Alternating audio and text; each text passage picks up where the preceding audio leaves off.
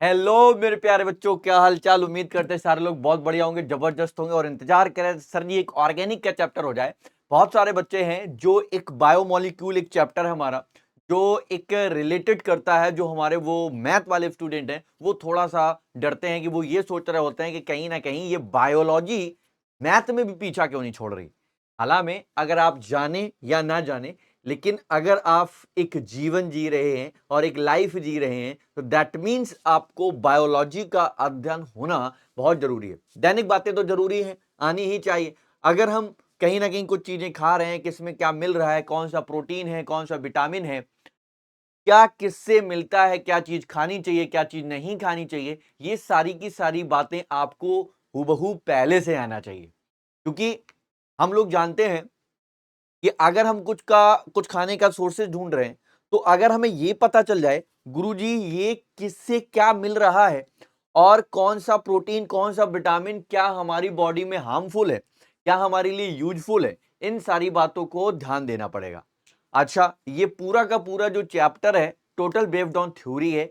अगर इस थ्योरी को आपने बहुत अच्छे से सुना और समझा तो चीजें बहुत ही अच्छी होगी, यूजफुल होंगी, एग्जाम ओरिएंटेड होगा और कोई भी चीज आपको इस चैप्टर से बाहर नहीं जाएगी। थोड़ा सा समय लग सकता है, लेकिन इस बात को, एक एक बात को विद इन डिटेल और अच्छे समझेंगे। ध्यान से सुनना। अगर हम पहले बात करें टॉपिक को, तो टॉपिक हमारे जो भी एनसीईआरटी में है बेटा, जो भी हमारे एनसीईआरटी टाइप होगा, वो सारे के सारे ऑल टॉपिक्स हमारे पास हैं।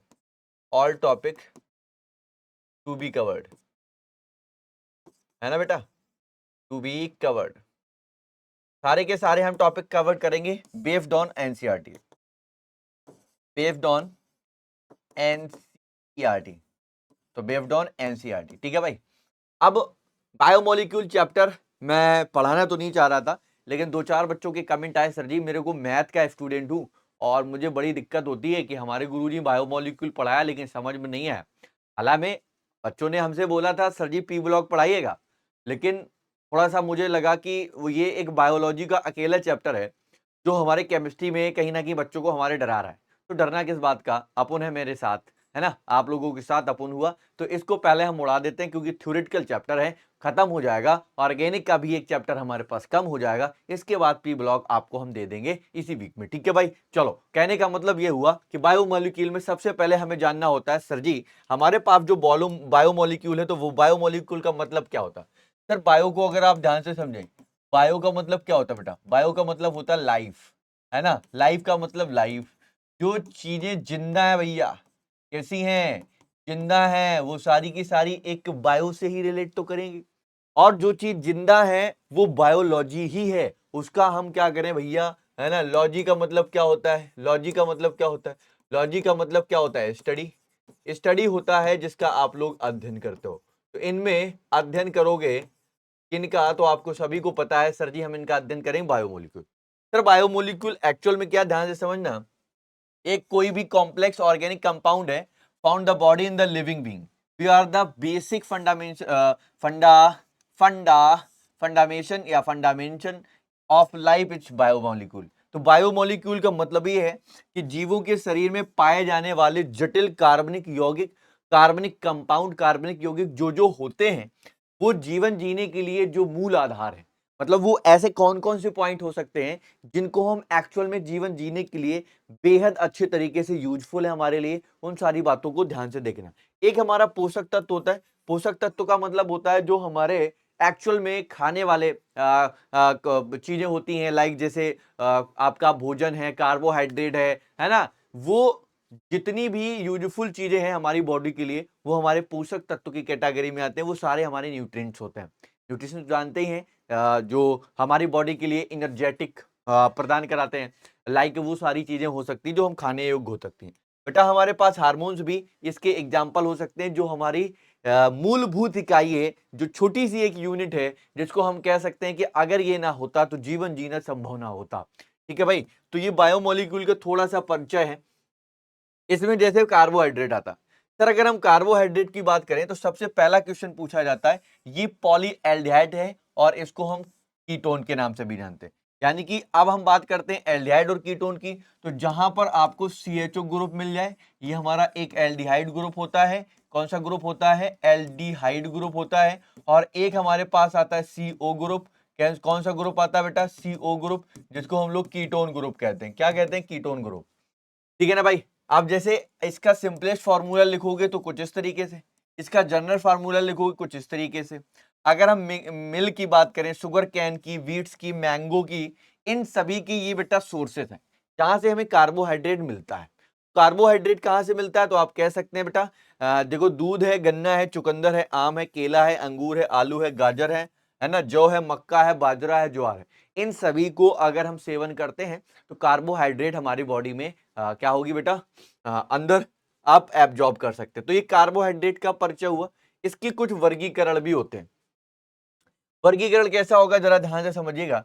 अगर हम वर्गीकरण की बात करें तो ये पहला अगर हम देखें, देयर आर 2 टाइप्स, 2 प्रकार के होते हैं। अगर हम ध्यान से देखें तो जो हमारा शुगर है ना, ये हमारे एक क्रिस्टल फॉर्मेट में होता है और ये पानी में घुल जाता है और ये हमारा होता है आ, मीठा होता है, स्वीट होता है। इसी तरीके से हमारे पास अगर हम बात ध्यान से नॉन नॉन शुगर की बात करें, होता तो क्रिस्टल ही है, बट ये हमारा क्या होता है? मीठा कम होता है और वाटर में घुल जाता है। अब जरा ध्यान से पढ़ो हिंदी में। और इसके भी देखो, ये बेटा ग्लूकोज है, ये फ्रक्टोज हुआ, ये सुक्रोज हुआ, है ना बेटा? ग्लूकोज, फ्रक्टोज, सुक्रोज, यानी कि क्रिस्टली मीठे जल में घुलनशील होते हैं। ये छोटे छोटे क्रिस्टल के फॉर्मेट होते हैं बट वाटर में पूरी तरीके से डिजोल्व हो जाते हैं। तो ये हमारा आता है कार्बोहाइड्रेट का वर्गीकरण। लेकिन यहीं तक बातें नहीं समझते हैं और भी आगे बढ़ते हैं। सर हमारे पास मोनोसेकेराइड होता है, एक मोनोसेकेराइड होता है। इनके मोनोसेकेराइड के 3 प्रकार हो सकते हैं। मोनोसेकेराइड क्या होते हैं? जो हमारे क्या होते हैं बेटा? जिनका हम लोग जल अपघटन नहीं करा पाते हैं, यानी कि जो वाटर में नहीं डिजोल्व होते, that is the monosaccharide. Monosaccharide कौन कौन से हो सकते हैं? जैसे ग्लूकोज है, फ्रक्टोज है, ग्लैक्टोज है, ट्रायोज है। ये सारे के सारे वो एग्जाम्पल होंगे जो वाटर में डिजोल्व नहीं होते हैं, ना ही हम इनको तोड़ सकते हैं। जैसे हमारे पास C6H12O6 है। अब जरा मेरे को बताओ, ये फार्मूला जो है, जैसे मान लेते हैं ये ग्लूकोज का है, इसका है बेटा ग्लूकोज। क्या ये वाटर में डिजोल्व होगा? क्या ये वाटर में टूटेगा? नहीं टूटेगा। अगर नहीं टूट सकता है तो ये मोनोसेकेराइड होगा। आगे बढ़ते हैं बेटा। अब हमारे पास आता है नेक्स्ट, जिसको हम कहते हैं ओलिगोसेकेराइड।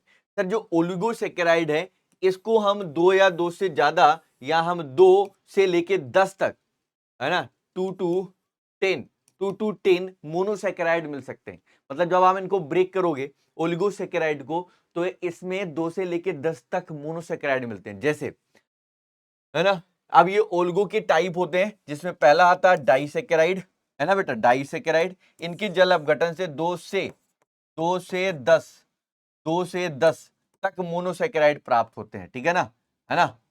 अब इसमें 2 से 10 तक हो सकते हैं, तो डाइसेकेराइड में केवल और केवल कितने होंगे? 2 होंगे। बिल्कुल सही बात है, 2 होंगे। अब आगे आ जाओ। इसी तरीके से ओलिगो के बाद हमारे पास क्या आता है, जिसको हम कहते हैं ट्राइसेकेराइड। ट्राइसेकेराइड, ट्राई में कितने होंगे बेटा? 3 मोनोसेकेराइड होंगे। सिंपल है ना भाई। अब ये ट्राई हो गई। इसी तरीके से अगर हम बात करते हैं टेट्रा की, तो टेट्रा में बेटा कितने होते हैं? तो आपका आंसर होगा टेट्रा में 4 मोनोसेकेराइड होते हैं। अब नोट याद रखो, ये अधिकतर ओलिगोसेकेराइड रंगहीन, क्रिस्टली, मीठे व स्वाद वाले जल में घुलनशील ठोस होते हैं। कैसे? वाटर में अगर आप इनको देखोगे, घुलने के बाद ये मीठे हो जाते हैं। तो इनको आपने देखा होगा, ग्लूकोज आप पीते हो, ग्लूकोज की कमी हो जाती है, डॉक्टर हमें कहता है ग्लूकोज पियो, तो इसका मतलब वो मीठा होता है। छोटे छोटे पार्टिकल में होता है, वाटर में डिजोल्व हो जाता है, सारे के सारे हमारे ग्लूकोज होते हैं। आगे देखो भाई, और आगे बढ़ते हैं तो और हमारे पास आगे मिलता है जिसको हम कहते हैं पॉलीसेकेराइड। पॉलीसेकेराइड हमारे क्या हो सकता है बेटा? जैसे हमारे पास पॉलीसेकेराइड की बात करें, ये 10 से ज्यादा मोनोसेकेराइड बनाता है। ये 10 से ज्यादा मोनोसेकेराइड बनाता है। एग्जाम्पल में स्टार्च हो सकता है, सेलुलोज हो सकता है, और हमारे पास ग्लाइकोजन भी ये एग्जाम्पल में आ सकता है। तो आपके पॉलीसेकेराइड क्या हुआ? जो 10 से ज्यादा बना है। ठीक है ना। ओलिगोसेकेराइड क्या होगा? ओलिगोसेकेराइड के अंदर आता है डाइसेकेराइड, डाइसेकेराइड, ट्राइसेकेराइड, टेट्रासेकेराइड।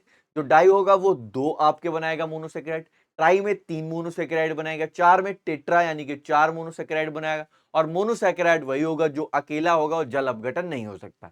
इनको हम हाइड्रोलिसिस नहीं करा सकते। ओलिगो क्या होगा? पता चल गया। ओलिगो के बाद पॉली आता है। पॉली का मतलब ज्यादा, जो ज्यादा से ज्यादा टूटता है, मोनोसेकेराइड बनाता है, वो ये है जो हमारा 10 से ज्यादा भी बनाएगा। एग्जाम्पल में कौन कौन हो सकते हैं? स्टार्च है, सेलुलोज है, और ग्लाइकोजन। इस तरीके से आप बता सकते हो गुरुजी। ठीक है ना भाई। अब इसी तरीके से हमारे पास नया पॉइंट आ जाता है जिसको हम लोग कहते हैं, ये दो टाइप्स के शुगर होते हैं बेटा। जैसे हमारा पास एक अपचायक शर्करा है जिसको हम कहते हैं रिड्यूसिंग रिड्यूसिंग बेटा शुगर। ये क्या करता है, ये CHO ग्रुप और CO ग्रुप प्रोड्यूस करने का काम करेगा। यानी ये अपचायक का कार्य करता है और समान CHO ग्रुप या CO ग्रुप रखते हैं। अब वो सारे के सारे किस कैटेगरी में आएंगे, रिड्यूसिंग में आएंगे। और ये कौन कौन हो सकते हैं बेटा, ध्यान से समझो। All example, all monosaccharide disaccharide except except sucrose, यानी कि सुक्रोज को छोड़कर सभी मोनोसैकेराइड व डाइसैकेराइड हो सकते हैं। अब जैसे एग्जांपल में, जैसे आपका ग्लूकोज है, फ्रक्टोज है, आपका लैक्टोज है, माल्टोज है, वो सारे के सारे एग्जांपल आपके किस में आ जाएंगे, तो आपका आंसर होता है गुरुजी आ जाएंगे रिड्यूसिंग शुगर के कैटेगरी में। इसी तरीके जब रिड्यूसिंग हो गया तो नॉन भी हो जाएगा। इसमें क्या होता है, these do not reject the Tollens reagent and the feelings solution, यानी कि शुगर और पॉलीसेकेराइड ये टालिन अभिकर्मक और फेलिंग विलयन को अपचेत नहीं करते हैं।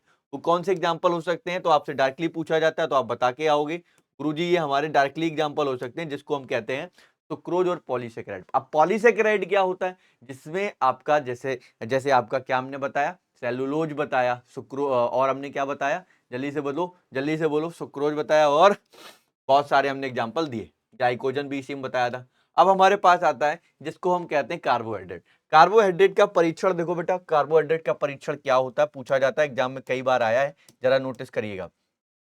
सबसे पहले पूछा जाता है मॉलिस रिएजेंट क्या है, मॉलिस रिएजेंट क्या है, तो आप लोग क्या बताओगे, सर मॉलिस रिएजेंट कुछ नहीं होता, अल्फा नेफ्थॉल का अगर आप देखोगे एथिल एल्कोहल में 10% विलयन को मॉलिस रिएजेंट कहते हैं। होता क्या है, जरा इसको पहले पढ़ते हैं। किसी विलयन के ऊपर रखने दीवार के सारे H2SO4 को डालेंगे, डालने के बाद बेटा क्या होता है, जब दोनों परतों के बीच में है ना लाल भूरा लाल लाल लाल भूरा है ना, लाल भूरा होता है बेटा, लाल भूरा छल्ला बनता है जो कुछ समय बाद बैंगनी रंग का हो जाता है। अतः स्पष्ट होता है कि वो हमारा कैसा है, कार्बोहाइड्रेट है। इसको जरा समझाने की कोशिश करते हैं। जैसे हमारे पास एक फरक नली है, ये बेटा हमारे पास एक टेस्ट ट्यूब है, ध्यान से सुनिएगा, ये हमारे पास टेस्ट ट्यूब थोड़ी सी बड़ी बना लेते गुरुजी थोड़ी सी बड़ी बना लेते हैं, है ना भैया, ये आपको समझाने के लिए थोड़ी सी बड़ी बना ली। ये हमारे पास टेस्ट ट्यूब है, एक दूसरी टेस्ट ट्यूब डालोगे, दूसरी टेस्ट ट्यूब, अब जरा ध्यान देना, टेस्ट ट्यूब को भी पकड़ने का तरीका होता है, टेस्ट ट्यूब को भी पकड़ने का तरीका होता है। ये टेस्ट ट्यूब है, इसको हल्का सा टेढ़ा रखोगे, जब आप टेढ़ा रखोगे तो यहाँ पर भी आप एक टेस्ट ट्यूब ही तो बनाओगे भैया, है ना, यहाँ पर भी एक आप टेस्ट ट्यूब बनाओगे, या रिएजेंट डालने के लिए आप कुछ ना कुछ इसमें डालोगे। जब आप डाल रहे होगे तो यहाँ पर इसकी दीवार के सहारे से इसको डालोगे H2SO4, यहाँ पर क्या पहले से भर रखा है आपने, मॉलिस रिएजेंट भर के रखा है। होता क्या, जैसे इसमें डालोगे दीवार के सहारे से क्या आपने डाला H2SO4, ये हमारा क्या डाला आपने H2SO4, ये यहाँ पर क्या होगा, एक एक रिंग बनेगी बेटा, ये रिंग बनेगी, जो रिंग बनेगी वो पहले लाल भूरे रंग की होगी, जो लाल भूरे रंग की होगी कुछ समय बाद वो वॉलेट यानी कि बैगनी रंग की हो जाती है, जिससे हमें ये पता चल जाता है कि ये छल्ला एक रिंग को देखने के बाद यहाँ पर हम कंफर्म कह पाते हैं कि यहाँ पर कार्बोहाइड्रेट है। तो कार्बोहाइड्रेट का परीक्षण पूछा जाता है एग्जाम में, ध्यान देना। आगे आओ, अब कार्बोहाइड्रेट का महत्व तो क्या हो सकता है, जैसे प्रोवाइड एनर्जी टू बॉडी, ये बॉडी को सबसे पहले क्या करता है भैया, एक ऊर्जा देता है। जैसे हमारे पास ये ग्लूकोज है बेटा, यहाँ पर क्या है, ग्लूकोज है शरीर को ऊर्जा देता है बेटा, शरीर को ऊर्जा देगा तो जब क्या करेगा, ऊर्जा देगा। तो जैसे हमारे पास ये ग्लूकोज है, ग्लूकोज ऑक्सीजन के साथ जैसे बर्न कराओगे तो CO2 प्लस आपका वाटर निकलेगा और एनर्जी के साथ बाहर निकल जाएगा। इसी तरीके से हमारा नेक्स्ट पॉइंट भी हो सकता है, glycogen acts as the stored energy store. ये भी हमारी एक ग्लाइकोजन है जो संचित ऊर्जा के रूप में कार्य करता है, जो हमारे बॉडी में देखने को मिलेगा। आगे देख सकते हैं बेटा, जो हमारे सेल्स होते हैं, cell wall of the plants, उसमें भी ये आपको मिलेगा एक सेलुलोज के फॉर्मेट में, यानी कि पादपों में कोशिका भित्ति की सेलुलोज की बनी हुई होती है। आगे देखो, pentose sugar, nucleotide, DNA, RNA and polynucleotides act यानी कि ETC are the form the glucose, यानी कि ग्लूकोज से पेंटोज शर्करा, nucleotide, DNA, RNA and polynucleotide भी बनाए जाते हैं। तो ये सारा का सारा कार्बोहाइड्रेट का महत्व हो सकता है, जिससे आप बनाने के बाद सोच भी सकते हैं। ठीक है भाई। अब अगर हम ध्यान से देखें तो हमारे पास आ जाता है, जैसे हम कहते हैं ग्लूकोज। ग्लूकोज जो होता है, अगर हम ग्लूकोज को देखें तो ग्लूकोज हमारा क्या होता है? ग्लूकोज जो भी होता है, अगर आप नोटिस करिएगा तो ग्लूकोज एक प्रकार का मीठा एक क्रिस्टल फॉर्मेट में होता है, जो शहद जैसा होता है। ग्लूकोज फार्मूला होता है C6H12O6। अगर आप इसको देख लिए हो तो इसकी स्ट्रक्चर इस तरीके से बनाओगे, CH का होल ऑफ 4 और यहाँ पर CH2OH। अगर इसमें भी आप नहीं सेटिस्फाइड हो तो इसकी स्ट्रक्चर भी बना सकते हो गुरुजी। कैसे? हमारा CHO और यहाँ पर बनाओगे CH2OH, फिर यहाँ पर OH, यहाँ पर H, यहाँ पर OH, यहाँ पर H, यहाँ पर OH, यहाँ पर H, यहाँ पर H, यहाँ पर OH और यहाँ पर H। कुछ इस तरीके से भी स्ट्रक्चर हो सकती है। यहाँ पर हर जगह पर आपको कार्बन नजर आएगा, यानी कि टोटल देखोगे तो आपके 1 2 3 4 5 6 कार्बन आपको देखने को मिल जाते हैं। किसी भी तरीके से ग्लूकोज की स्ट्रक्चर को पूछा जा सकता है, आप रगड़ सकते हैं इसको भाई साहब। आप देखो, ये हम किससे निकाल सकते हैं? इसको अगर देखें तो सुक्रोज के अम्लीय जल अपघटन से। ये हमारा शुगर है बेटा। अगर इस शुगर को आप ध्यान से देखोगे, C12H22O11 को वाटर के साथ एसिडिक फॉर्मेट में करोगे तो ये ग्लूकोज और ये फ्रक्टोज बनता है। दो चीजें ऐसे बन जाएंगी। फिर आप और आगे अगर बढ़ जाओ तो अगर हम स्टार्च के साथ कराएं, स्टार्च को या हम सेलुलोज के साथ, तो C6H10O5 का होलाप है। तो n नंबर ऑफ H2O के साथ आप n ग्लूकोज आपको यहां पर देखने को n ग्लूकोज यहां पर आपको देखने को मिल जाएगा। ठीक है ना? तो इस तरीके से हम इसको टैकल कर सकते हैं। किस तरीके से काम करेगा वो सारा का सारा पॉइंट आपको देखना है गुरुजी। और आगे चलते हैं, अपने पास तो बहुत सारी चीजें हैं भैया। देखो आगे पॉइंट देखो, तो हम कह सकते हैं ये एल्डोहेक्सोस है बेटा। इसको हम डेक्सट्रोज के नाम से भी जानते हैं। इसकी संरचना निम्नलिखित हो सकती है, जैसे इसका आणविक सूत्र यानी कि मॉलिक्यूलर फार्मूला C6H12O6 होता है। अगर हम रेड फास्फोरस की प्रेजेंस में, अगर हम रेड फास्फोरस या HI के प्रेजेंस में, किसको बेटा, किसको ध्यान से देखो, अगर हम देखें एन हेक्सेन होता है, एन हेक्सेन बनेगा अगर हम ग्लूकोज से कराते हैं। ग्लूकोज हमारा क्या होता है? C6H12, आप डायरेक्टली लिख सकते हैं या आप लिख सकते हैं CHOH का होला 4 अभी बताया, और CH2OH। इसको अगर आप कराते हो, है ना, इसको अगर आप कराते हो तो यहां पर जो बन के आएगा CH3 CH3 CH2 CH2 CH2 CH2 और CH3 बन के आएगा, जो हमारी नॉर्मल हेक्सेन की कैटेगरी में जाएगा। सर जी नॉर्मल हेक्सेन होगा, क्या बनेगा? Normal hexane. इसी तरीके से और भी रिएक्शन बनती हैं। अगर हम ध्यान से देखें, अगर हम इसी को ग्लूकोज को ध्यान से सुनो, समय ना तोड़े इसलिए मैंने लिख दिया। अगर हम इसको ध्यान से देखें, ये हमारा ग्लूकोज था।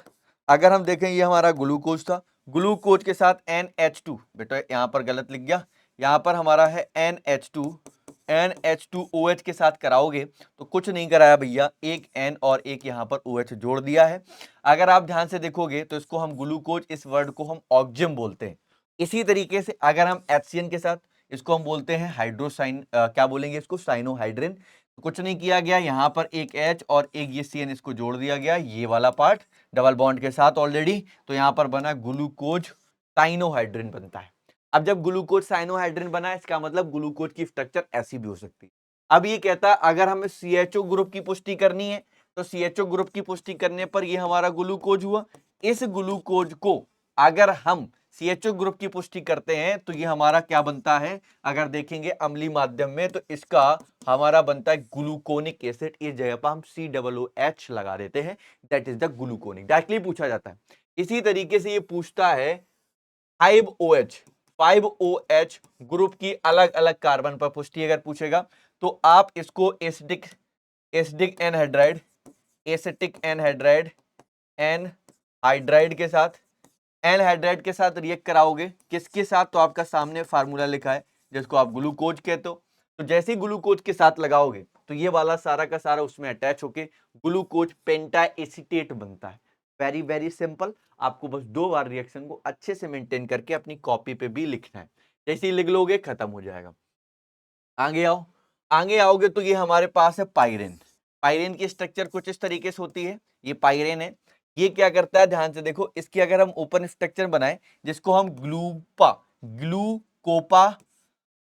ग्लूकोपा पाइरेनोस, इसको ये हमारा डी प्लस है, यानी कि डी प्लस या प्लस, जिसको हम डेफ्टोरोटेटरी कहते हैं। और ये हमारे पास बीटा है, मतलब ये अल्फा है और ये बीटा है। चेंज बस इतना आता है, यहां पर एच, यहां पर इसको रिवर्स कर दिया जाता है इधर वाला, बाकी पूरा का पूरा फॉर्मेट सेम बनता है। तो अल्फा और बीटा में कुछ नहीं होता। एक साइड में देख रहे हो राइट हैंड में आपका एच और ओ एच का स्ट्रक्चर चेंज है, बाकी पूरी स्ट्रक्चर सेम होती है। तो थोड़ी थोड़ी से स्ट्रक्चर देखे ना, नहीं तो डरोगे बेटा, डर जाओगे ना। ठीक है बेटा, ओके, इतनी बात कंफर्म हो गई। अब आगे आ जाओ फ्रक्टोज। फ्रक्टोज को अगर आप ध्यान से देखोगे बेटा, ये हमारा एक कीटोहेक्सोस है। क्या होता है बेटा, कीटोहेक्सोस होता है। ये हमारा कैसा होता है, कीटोहेक्सोस होता है। तो सुक्रोज के जल अपघटन से, है ना, ये हमारा क्या बनता है, प्राप्त होता है बेटा, है ना, सुक्रोज का। अगर हम वाटर से जो हमारा C12H22O11 देखा था, वो क्या देखा था 11 के साथ, अगर इसको हम वाटर के साथ डिजोल्व करा रहे थे, है ना, वाटर के साथ, जैसे हम वाटर के साथ करा रहे थे, जैसे ही हम वाटर के साथ कराएंगे अम्लीय माध्यम में, तो C6H12O6 ये हमारा ग्लूकोज बना था, और ये हमारा C6H12O6 ये हमारा क्या बना था, ये हमारा फ्रक्टोज बना था। क्या बना था बेटा, फ्रक्टोज बना था। ठीक है ना बेटा, ये फलों और सब्जियों में देखने को मिल जाता है। कीटोएक्सोस का मतलब होता है कि जब आप लोग यहाँ पर एक ग्रुप बनाएंगे तो इफ जगह पर सी, यहाँ पर सेकेंड कार्बन पर, याद रखना, सेकेंड कार्बन पे आपको ये कौन सा ग्रुप देखने को मिलता है, कीटोन ग्रुप देखने को मिलता है। अभी टी स्ट्रक्चर भी हम लोग बनाएंगे भैया। और आगे देखते हैं, तो आप सभी जानते ही हैं, इसमें अगर देखेंगे इसकी ओपन संरचना को, तो यहां पर आपको कार्बन की एक सीधी श्रृंखला देखने को मिलेगी। इसको डी श्रेणी से हम लोग कंपैरिजन कराते हैं, और ये इसको हम डी माइनस फ्रक्टोज के नाम से जानते हैं।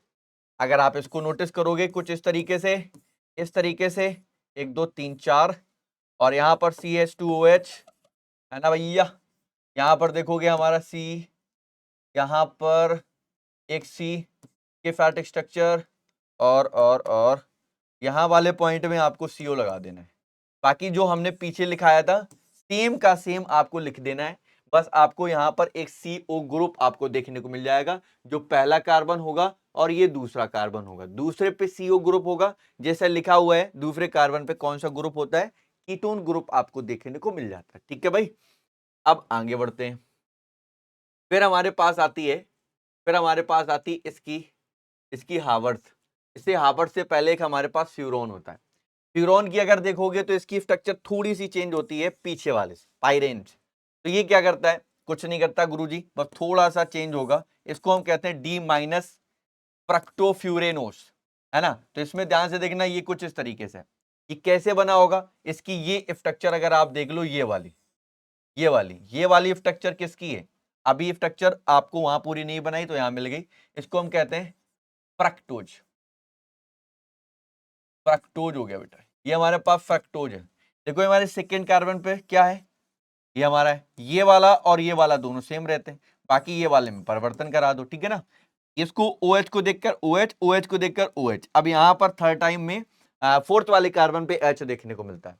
कंडीशन क्या होगी, टर्म ऑफ कंडीशन क्या होगी बेटा, ये वाला पार्ट CH2OH, तो यहाँ पर जो CH2OH है इस साइड आएगा और ये OH इधर, तो ये हमारा क्या होता है, आपस में दोनों रिवर्सिबल होते हैं। ये इधर से इधर, ये इधर से इधर देखने को मिल जाएंगे। इसको कहेंगे D alpha, alpha D minus, sorry, इसको हम क्या बोलेंगे, बीटा डी माइनस, इसको बोलेंगे अल्फा डी माइनस। बाकी पूरा सेम है, अल्फा बीटा रहेंगे। जब वो अल्फा बीटा बोलते हो तब वो आपस में एक दूसरे में बदल जाते हैं, ऐसे करके ऐसे। ठीक है ना, जो इधर का उधर, उधर का इधर कर दिया। अब इधर देखो, इधर हम आ जाते हैं, इसको वही चीज हमने आपको बताई कुछ इस तरीके से। अगर ओपन इसको हम अगर फ्यूरेनोस में बनाएंगे तो फ्यूरेनोस में देखो सेम होगा, ये वाला पार्ट, ये वाला पार्ट, ये वाला पार्ट, ये वाला पार्ट आपस में कैसे हो जाते हैं, अपोजिट हो जाते हैं। कैसे हो जाते हैं बेटा, आपस में उल्टा हो जाते हैं। कैसे हो जाते हैं, उल्टा। अब जब उल्टा हो जाएंगे तो उल्टा हो गया भैया, हम क्या कर सकते हैं, करवा दो उल्टा, है ना। अब हमारे पास नेक्स्ट टॉपिक आता है जिसको हम कहते हैं सुक्रोज। सुक्रोज जानी चुके होगे, C12H22O11। ये हमारे पास आ गया। देखो ये एक डाइसैकेराइड है, पता है भैया। ये हमारे पास क्या है, हाइड्रोलिसिस में D plus glucose D minus fructose मिलता है, अभी बनाए ना। ये हमारा नॉन रिड्यूसिंग है, ये भी हमने पढ़ा, और इसको हम लोग डेक्स्ट्रोरोटेट्री के नाम से जानते हैं। सुक्रोज कैसा है, डेक्स्ट्रोरोटेट्री। और इसका C1 ग्लूकोज का C2 फ्रक्टोज से जुड़ा होता है। सर जी ये नहीं पता, और स्ट्रक्चर देखो, इस दोनों बॉन्ड को हम कहते हैं ग्लाइकोसाइडी बॉन्ड। अगर आप ध्यान से देखें 1 2 3 4 5 और 6, पहला है ना। अब इसको देखना, 1 2 सॉरी सॉरी सॉरी सॉरी इसका 1 2 3 नहीं, मामला गड़बड़ा रहा है, मामला गड़बड़ा रहा है भैया। इसको हम कहां से काउंट कर लेंगे, तो गड़बड़ लग रही है। 1 2 1 2 3 4 1 2 3 4 5 1 2 3 4 5 6। अच्छा ठीक है, तो ये हमारा कितना हुआ, 1 2 3 4, सही तो है यार, है 1 2 3 4 5 6। और इसको अगर हमने ध्यान से देखा, ये हमारे का C1 का C2 से जुड़ा होता है। C1 का C2, वही मैं सोचूं यहाँ पे चौथा थोड़ी होता, एक और ये दो, ये हमारा पहला और ये हमारा दूसरा है। तो पहला हमारा C1 इसका, और इसका हमारा C2 आपस में जुड़ा होता है। ये हमारे पास है D माइनस, और ये हमारे पास अल्फा D माइनस फ्रक्टोज की आपस में C1 और C2 से जुड़े होते हैं। ओके गुरुजी, ये भी बात क्लियर होगी। अब हमारे पास नेक्स्ट स्ट्रक्चर आती है, जिसको आप लोग कहते हो माल्टोज। क्या कहते हो, इसका नाम क्या होगा, जल्दी बोलो। इसको कहते हैं माल्टोज। सर माल्टोज एक हमारा डाइसैकेराइड है, ऐसे क्वेश्चन डायरेक्टली पूछता है। ये डाइसैकेराइड है, ग्लूकोज के दो अणुओं से जुड़कर ये बनता है। इसमें दो ग्लूकोज के अणु जोड़ देने हैं, है ना। ठीक है भैया, ग्लूकोज लिंकेज C1 का और किससे, C4 से जुड़ा होगा। किससे जुड़ा होगा, C4, ये यहाँ पर जुड़ा होता है ना। C1 का किससे जुड़ा होगा, C4 से। और यह एक अपचायक शर्करा है, it is a reducing sugar. कैसा होगा भैया, रिड्यूसिंग शुगर होगा। अब आ जाओ कैसे, जरा ध्यान से देखना, ये इस तरीके से। अगर हम देखें तो 1 2 3 4 5 6। अब देखो ये हमारा क्या है भैया, ये हमारा ग्लूकोज है। तो ये हमारा 1 2 3 4, तो ये हमारा चौथा, ये हमारा पहला, आपस में जुड़ते हैं कार्बन। अब इन दोनों में OH OH होता है ना, तो इन दोनों को हटा के ये आपस में जोड़ देते हैं। ऐसी ये श्रृंखला बन जाती है, जिसको हम माल्टोज कहते हैं। क्या कहते हैं, माल्टोज। माल्टोज की स्ट्रक्चर आसानी से आप लोग बना सकते हो। फिर हमारे पास आता है लैक्टोज। क्या आता है बेटा, लैक्टोज। लैक्टोज एक प्रेजेंट होता है कहां पर, है ना, कहां पर पाया जाता है, दूध में पाया जाता है बेटा, है ना। इसको हम लोग दुग्ध शर्करा के नाम से भी जानते हैं, मिल्क शुगर के नाम से। इसमें बीटा डी माइनस लैक्टोज और बीटा डी ग्लूकोज आपस में जुड़े होते हैं, जो C1 का C4 से जुड़े होते हैं, सेम, है ना। C1 का C4 से जुड़े होते हैं, और ये एक रिड्यूसिंग शुगर है। तो ये देखो हमने किस तरीके से लिखे, पॉइंट वाइज में लिखे। पॉइंट वाइज में लिखना, उसको याद करना बहुत ही सिंपल और आसान हो जाए। अब देखो ये है, ये कुछ इस तरीके से, बीटा डी ग्लैक्टोज और बीटा डी ग्लूकोज। अगर आप ध्यान से देखोगे तो यहां पर हमने कुछ नहीं करा है, आपस में जोड़ा है। यहां पर OH इसका होता है, यहां पर OH इसका होता है, आपस में जोड़ दिया हमने, तो HH खत्म हो गए, OO के साथ बॉन्ड बना दिया। ठीक है भाई, कितना इजी है, आसानी से आप जोड़ सकते हो। देख लो, ये 1 है, ये 2 है, ये 3 है, ये 4 है, ये 5 है, और ये 6 है। अब इसको देखोगे, ये 1 है, ये 2 है, ये 3 है, ये 4 है। तो इसका देखो C1 हो गया और इसका C4 हो गया, ये आपस में जुड़े हुए। इसको क्या कहते हैं हम लोग, देखो ध्यान से, लैक्टोज। लैक्टोज कहाँ पाया जाता है, दुग्ध शर्करा। देखो आप सारे कहाँ पाया जाता है, दुग्ध शर्करा। इसको हम दुग्ध शुगर के नाम से या मिल्क शुगर के नाम से भी जानते हैं। और इसका बीटा डी ग्लैक्टोज और बीटा डी ग्लूकोज से जुड़ा होता है। इसका C1 C4 से जुड़ा होता है, और ये एक आपका अपचायक शर्करा है, यानी कि रिड्यूसिंग शुगर है। इतने सारे पॉइंट आपको याद रखने, खत्म हो गया भैया। देखो आराम से याद कर सकते हो, कोई दिक्कत वाली बात नहीं। अब हमारे पास आता है स्टार्च। स्टार्च देखो, स्टार्च हमारा एक पॉलीसेकेराइड है बेटा, और ये हमारे, हम कह सकते हैं, ये मनुष्य के खाने के लिए एक अच्छा भोजन हो सकता है ना भैया। पॉलीसेकेराइड है और ये एक अच्छा भोजन होता है। ये कहाँ कहाँ पाया, जड़ कंद सब्जियों में आदि, इन सब में देखने को मिल सकता है। अब ये हमारे दो टाइप से डिवाइडेड होते हैं, ये दो टाइप से डिवाइडेड होते हैं। कौन, स्टार्च। स्टार्च दो तरीके से आपको देखने को मिल सकते हैं। आओ पहला देखो, पहला है जिसको हम कहते हैं एमिलोस। सर एमिलोस क्या होता है, एमिलोज देखोगे तो वाटर फॉर्म 15 से 20% डिस्चार्ज मिल जाता है और has the under branch of the 200 से 1000 अल्फा डी प्लस ग्लूकोज। 200 से 1000। अब यहाँ पर 200 से 1000 आपको ग्लूकोज की संरचना देखने को मिल सकती है। तो 200 से 1000 तो बनाई नहीं जा सकती, तो हमने 2 से 4 आपको एग्जाम्पल में बना के दिखा दी, जितने हमारे बोर्ड में आ गए। ठीक है ना, जितने हमारे बोर्ड में आ गए इतने बना के दिखा दी। बाकी सेम है, देख रहे हो, ये जल में घुलनशील होते हैं और स्टार्च का 15 से 20% भाग बनाते हैं, जिसमें 200 से 1000 अल्फा डी प्लस ग्लूकोज की उपस्थिति कारण सीधी एक चैन बनाते हैं। ये इस तरीके से, अभी देखो रुकना बंद नहीं हुई है, आपस में बनते रहेंगे। और आ जाओ, ये हमारा होता है एमिलोज, एक होता है एमिलोपैक्टिन। अब ये जो एमिलोपैक्टिन होता है, ये क्या करता है, ये जल में आविलेय होता है और स्टार्च का 80 से 85% भाग बनाता है। इसमें अल्फा डी प्लस ग्लूकोज की साकेत श्रृंखला होती है। कैसी होती साकेत? अब इसमें अगर आप देखोगे ध्यान से तो ये कुछ इस तरीके से होती है, ये कुछ इस तरीके से होती है ना, ये कुछ इस तरीके से होती है बाबा, ये बाबा कुछ इस तरीके से होती है रे बाबा, मामला कुछ तो गड़बड़ लग रहा बाबा। अब बाबा यहाँ पर देख लो, यहाँ पर CH2 है ना, CHO आपस में जोड़ रहे हैं तो एक H गोल करना पड़ेगा बाबा, है ना बाबा, ठीक है ना, एक बॉन्ड कम करना पड़ेगा बाबा। ये हो गया 2 एक H के साथ, अभी ठीक है बाबा, ठीक है, कुछ इस तरीके से बना होता है। ये स्ट्रक्चर आप देख सकते हैं, ये आपका ग्लूकोज का आ रहा था ऐसा ऐसा ऐसा ऐसा, ये जाके नीचे जुड़ गया, फिर ये ऐसा चलता रहेगा, ऐसा चलता रहेगा। ये सारी की सारी हमारे पास क्या है, अल्फा डी ग्लूकोज है। ये आपकी अशाखित श्रृंखला होती है, बनती ही रहती है। इसी तरीके से हमारा आता है सेलुलोज। सेलुलोज हमारा कैसा पॉलीसेकेराइड पढ़ाया गया था पीछे, ये प्लांट में पाया जाता है ना, सेल एंड वॉल। और ये क्रॉस लिंकेज चैन होती है भैया, क्रॉस लिंकेज का मतलब ऐसी बनेगी, तिरछी बनेगी बेटा। ये पौधों में पाया जाने वाला पॉलीसेकेराइड कोशिका भित्ति का निर्माण करता है। इसमें अल्फा डी ग्लूकोज की तिरछी श्रृंखला होती है और इसका C1 का C4 के बीच में बंध बनता है। ये भी C1 का C4 से बना है, एक श्रृंखला इधर तो एक श्रृंखला इधर, एक श्रृंखला इधर, कुछ इस तरीके से आपको श्रृंखला देखने को मिलती है। आइए भैया श्रृंखला देखते हैं, देखो बेटा, अब इसमें देखोगे 1 2 3 4 5 6, इसका देखो 1 2 3 4 5 6, इसका देखो 1 2 3 4 5 6। तो ये कुछ इस तरीके से श्रृंखला बनाएगी। अब ये अभी बंद नहीं होगी, अभी ये श्रृंखला बनती रहेगी। ठीक है भाई, अभी ये श्रृंखला आपकी बनती रहेगी, तो इसलिए आप ऐसे ऐसे कह सकते हो, कितनी भी लंबी श्रृंखला बना सकते हो। ये हमारा क्या है, सेलुलोज, इसके बीच में बनने वाला ये हमारा कौन सा बॉन्ड होता है, बीटा बॉन्ड होता है। कैसा होता है भैया, बीटा बॉन्ड होता है। ईजी है ना भाई, ईजी है बेटा, ईजी है। ये हमारा बीटा बॉन्ड बन गया। अब हमारे पास आता है नई स्ट्रक्चर आती है, नया तरीका आता है जिसको हम कहते हैं एमिनो एसिड। क्या कहते हैं बेटा, एमिनो एसिड। और ये जो एमिनो एसिड होता है इसको हम लोग कहते हैं डबल ए।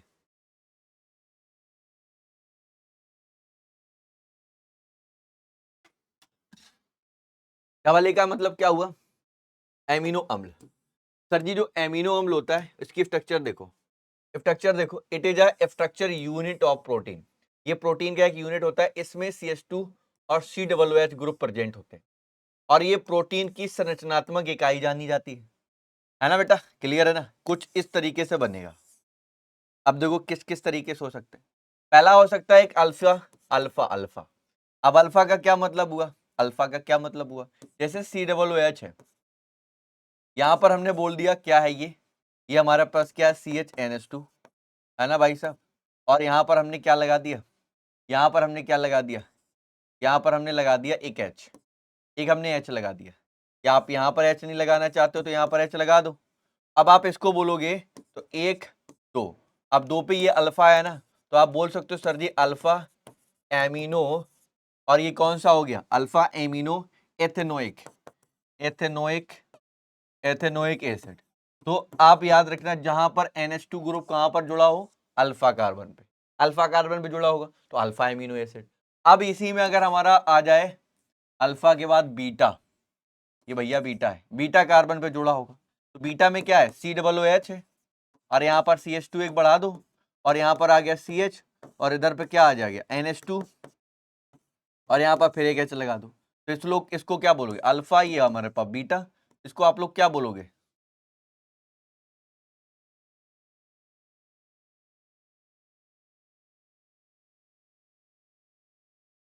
अब हमारे पास क्या है, अल्फा के बाद अल्फा के बाद अल्फा के बाद गुरुजी अल्फा तो हमारे हो गया, अल्फा तो अगर हमारा हो गया तो अब हमारे पास क्या मिलता है सर जी, पहले तो देखो भाई अल्फा को, सर जो हमारा अल्फा होता है अल्फा क्या करेगा, जो हमारा अल्फा होगा जरा ध्यान से देखना, जो अल्फा होता है इसमें क्या होगा, यहाँ पर देखो H बनाओ, यहाँ पर बनाओ CH, यहाँ पर लगाओ NH2 और यहाँ पर आप क्या बोलोगे, यहाँ पर बोलोगे COOH, इसको क्या बोलोगे, इसको बोलोगे अल्फा, सॉरी बोलो, इसको बोलो क्या बोलोगे अल्फा, अल्फा पे जोड़ा हुआ है तो हम बोलेंगे अल्फा एमिनो, ये हमारा हुआ अल्फा एमिनो। और ये हमारे पास कितने कार्बन, एक और दो कार्बन पे क्या होता है, एथेनोइक, एथेनोइक एसिड के नाम से होगा, बोलो बात सही है sir ji, alpha amino, alpha amino ethanoic acid, ठीक है ना। तो इसी तरीके से अल्फा जब हो जाता है तो हमारे पास क्या मिलेगा बेटा, बीटा मिलेगा, क्या मिलेगा, बीटा। जब बीटा मिलेगा तो सेकेंड कार्बन होगा, यानी कि हमारे पास क्या बना, ये हमारे पास H है, ये हमारे पास CH है, और यहां पर अगर आप देखोगे, यहां पर अगर आप देखोगे तो हमारे पास क्या मिला, हमारे पास मिला NH2, इसको बनाते हैं अगर हम बीटा को, तो यहां पर हमारा क्या होगा, CH2 एक बढ़ाना पड़ेगा, और यहां पर हमारा क्या हो जाएगा, ये अल्फा और ये COOH, तो इसको देखोगे तो हमारे पास बीटा जोड़ा तो इसको बोलोगे बीटा एमिनो, बीटा एमिनो। और अब हमारे पास 3 कार्बन है, 3 कार्बन पे क्या होता है, प्रोपेनोइक, प्रोपेनोइक एसिड हो जाएगा, या प्रोपेन 1 ओइक बोल दो, एक ही बात है। और आगे बढ़ोगे तो हमारे पास अल्फा बीटा, अब क्या हो गया बेटा, गामा, इसको क्या बोलोगे, गामा, गामा में क्या करोगे H, फिर आप करोगे CH, यहाँ पर NH2 लगाओगे, फिर ये हमारा तो क्या हो गया, इसको आप लोग क्या बोलोगे, इसको गामा बोलोगे, अगर इसको गामा बोलोगे तो ये हमारा CH2 है, फिर हमारा ये CH2 है, अब क्या होगा COOH, क्या होगा इसको COOH, COOH, इसको क्या बोलोगे अल्फा, ये बीटा, तो बीट गामा पाया ना, तो बोलोगे गामा एमिनो, गामा एमिनो, और ये क्या हो जाएगा, 1 2 3 4 कार्बन क्या होता है, ब्यूटेनोइक, ब्यूटेनोइक एसिड, ये हमारा हो गया ब्यूटेनोइक एसिड, ठीक है ना। तो ये हमारा एक नया हो गया, नया पैतरा आपके सामने हो गया, ठीक है भाई। ये वाली कहानी आपको समझ में आनी चाहिए थी। तो अब यहां पर ये वाली कहानी समझ गए ना, ये वाली कहानी समझ गए, अब आते हैं आगे चलते हैं। अब इसी तरीके से जैसे हमारे पास शरीर में आवश्यक कुछ एमिनो एसिड हैं, वो कौन कौन से एमिनो एसिड हो सकते हैं, जैसे आवश्यक एमिनो एसिड कौन कौन से होते हैं, essential amino acid, these are not producted या produced in the human body, और ये हमारी ह्यूमन बॉडी में नहीं मिलते, और टोटल संख्या होती है 10, जैसे कौन कौन सी हो सकती हैं, वैलिन, ल्यूसिन, ट्रिप्टोफैन और हिस्टिडीन, हिस्टिडीन है ना, वैलिन, ल्यूसिन, ट्रिप्टोडीन और हिस्टिडीन, ये हमारे शरीर में निर्माण नहीं होता है, अतः इनकी संख्या कितनी होती है, 10 होती है। और आगे बढ़ो, जैसे ही आप और आगे बढ़ोगे तो हमारे पास सेकेंड भी होगा, जिसको हम बोलेंगे नॉन इसेंशियल एमिनो एसिड, क्या बोलोगे, these are produced in the human body, ये हमारे बॉडी में निकलते हैं या होते हैं, यानी कि इनका निर्माण मनुष्य के कहाँ होता है भैया, शरीर में। कौन कौन से हो सकते हैं, ग्लाइसिन, ट्राप्टोसिन, साइटो और आपका सिस्टीन, और हमारा एस्पार्टिक अम्ल, यानी कि ग्लाइसिन, टायरोसिन, सिस्टीन, और हमारे पास एस्पार्टिक एसिड, और हमारा क्या हो सकता है भैया, एस्पार्टिक अम्ल हो सकता है, आदि। ठीक है भाई, अब ये आपको करने होंगे, जो आपको अपने दिमाग में जद्दोजहद में बसाना होगा गुरुजी। नेक्स्ट आता है जिसको हम लोग कहते हैं ज्वाटर आयन डाइपोल, डाइपोल या ज्वाटर आयन।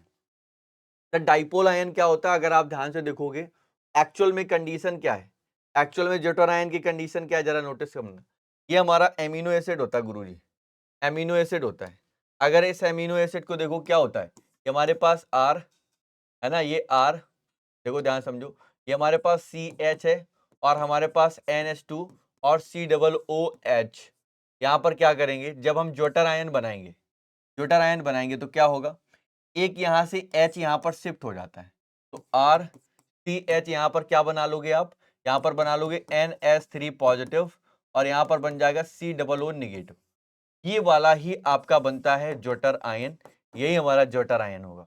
तो देखो क्या है, आपको याद रखना है, बेसिक NH2 और एसिडिक क्या हो गया हमारा COOH ग्रुप इसमें रिलीज होते हैं, और इसमें एक H प्रोटॉन NH2 ग्रुप को क्या दे देता है, वो दे देता है, इसमें dipole ion form the which is called the zwitter ion, वही हमारा क्या ज्वाटर आयन या इंटरनल सॉल्ट कहलाता है। सर जी एमिनो अम्ल क्षारी में NH2 और अम्ली में COOH ग्रुप होते हैं, जो एक COOH ग्रुप में एक प्रोटॉन को H+ मुक्त करता है, तथा NH2 group proton H positive को ग्रहण करता है, जिससे फलस्वरूप ध्रुव आयन बनता है, जिसे ज्वेटर आयन या आंतरिक लवण कहते हैं। ठीक है ना बेटा। तो अभी आपको पता चल गया ये कुछ इस तरीके से बना, कैसे बना मैंने आपको समझा दिया। और समझते हैं, अब हमारे पास आता है, बेटा इसी तरीके से एक पॉइंट और आता है, जिसको हम लोग कहते हैं क्या कहते हैं, समविभव बिंदु। बेटा क्या कहते हैं, समविभव बिंदु। जो हमारा समविभव बिंदु होता है, ये अम्लीय पीएच पर होने के अम्ल धनायन में बदलकर कैथोड की ओर गति करते हैं, जबकि क्षारीय पीएच एमिनो अम्ल ऋणायन में बदलकर एनोड की ओर गति करते हैं। जैसे अगर ये आपका H पॉजिटिव है तो ये कैथोड की ओर चलेगा, अगर ये हमारा OH निगेटिव की तरफ बात करेंगे तो एक H माइनस होकर ये क्या होगा, NH2 एनोड की ओर चलेगा। तो ये एनोड और कैथोड की गति को बताने का काम करेगा, कब एनोड की ओर गति कर रहा है, कब कैथोड की ओर गति कर रहा है, ये सारी की सारी चीजें आपको बतानी है इस पे, जिसको हम कहते हैं समविभव बिंदु के नाम से। सर जी इनके कुछ उपयोग भी होते हैं, जैसे ये सारे के सारे प्रोटीन बनाते हैं, और ये सारे के सारे hormones which are the initial biomolecule are growth, यानी कि ये वृद्धि के लिए आवश्यक जैव अणु के फलस्वरूप आपके हार्मोन्स के निर्माण में काम करते हैं, और they in the extension of the toxic substance of the form body, यानी कि शरीर में विषैले पदार्थों का निष्कर्षण यानी कि बाहर निकालने का भी काम कर सकते हैं सर जी। नेक्स्ट टॉपिक आता है जिसको हम कहते हैं प्रोटीन।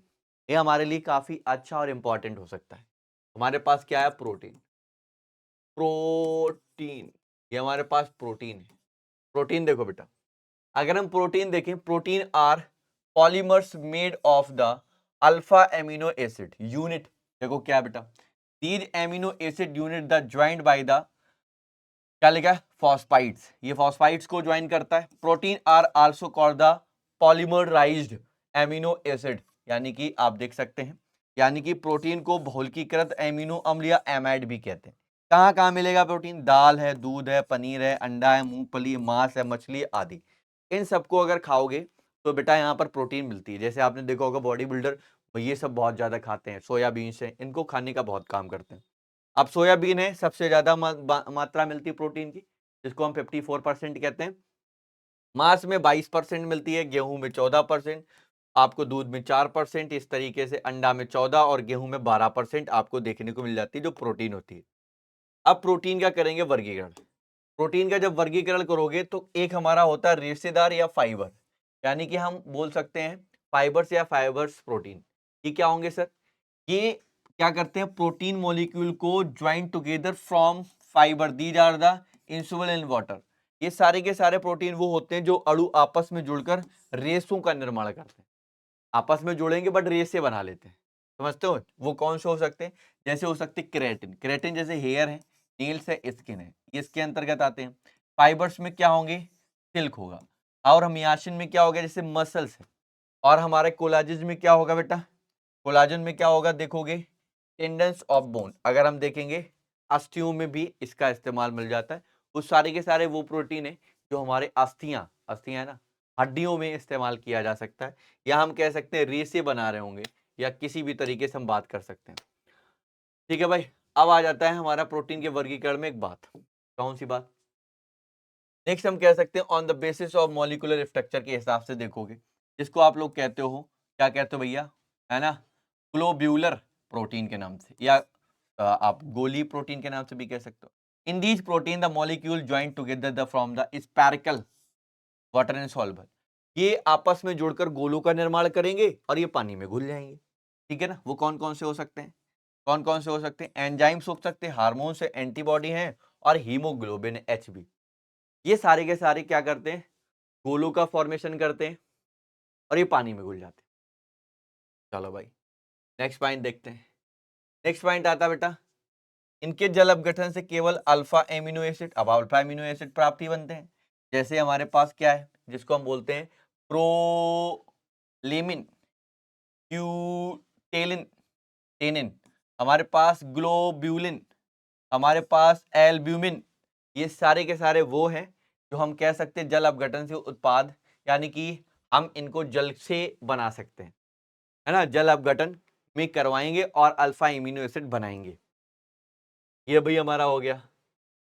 और अभी अभी प्रोटीन के काफी टाइप हैं, सारे प्रोटीन पढ़ने हैं आज।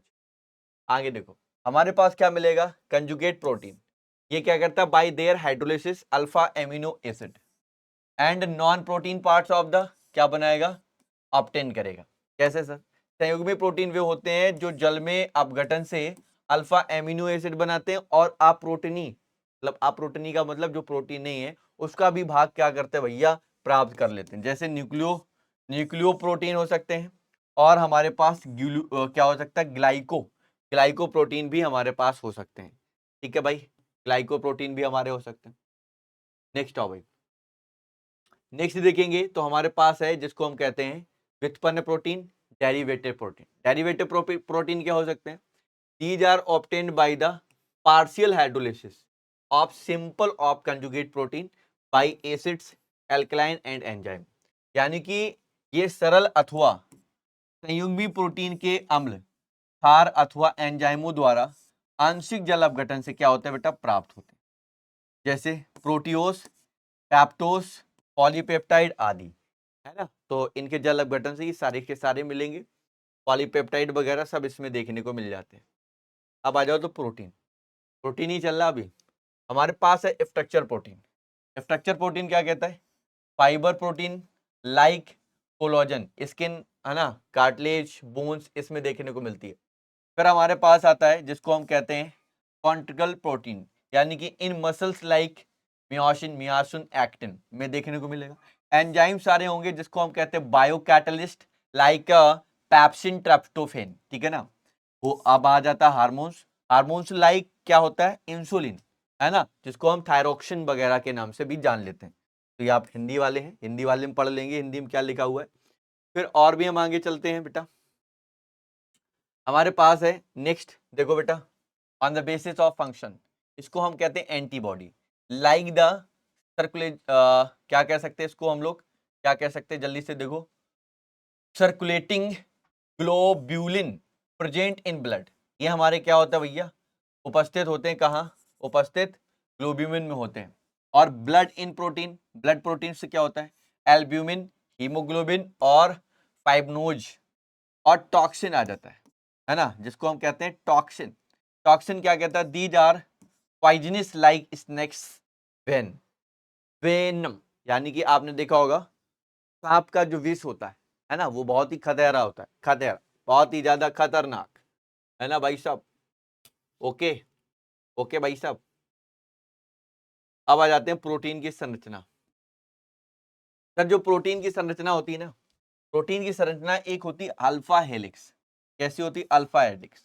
अल्फा हेलिक्स कैसे चलती, कुछ इस तरीके से, अल्फा हेलिक्स ऐसे चलती, देखो भैया नागिन डांस करे हो, ऐसे ऐसे ऐसे ऐसे चलती है अल्फा हेलिक्स। ये जो अल्फा हेलिक्स है ऐसे ऐसे चलती है बेटा।